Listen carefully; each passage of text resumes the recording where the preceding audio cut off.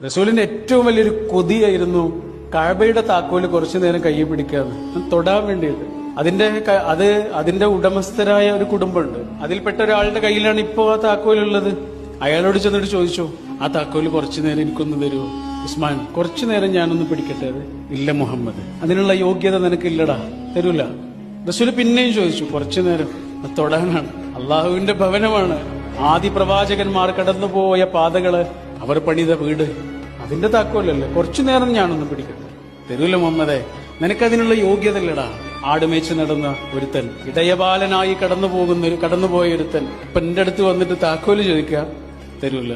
നബി ഇങ്ങനെ നിന്നിട്ട് വളരെ ശാന്തമായി അദ്ദേഹത്തോട് പറഞ്ഞു, അതെന്റെ കയ്യിൽ എത്തുന്നൊരു ദിവസമുണ്ട് ഉസ്മാൻ, ഈ താക്കോല് എന്റെ കയ്യിൽ എത്തുന്നൊരു ദിവസമുണ്ട്, അന്നത് എന്ത് ചെയ്യണമെന്ന് ഞാൻ തീരുമാനിക്കും. ഇല്ല മുഹമ്മദ്, അങ്ങനെ ഒരു ദിവസം ഉണ്ടാവില്ല.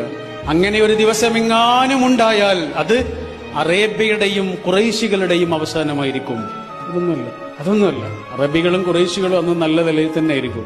പക്ഷെ താക്കോൽ എന്റെ കയ്യിലെത്തും. മക്ക വിജയത്തിന്റെ ദിവസം ആ നാടിന്റെ ഭരണം മുഴുവനും പ്രവാചക തിരുമേനിയുടെ കയ്യിലാ.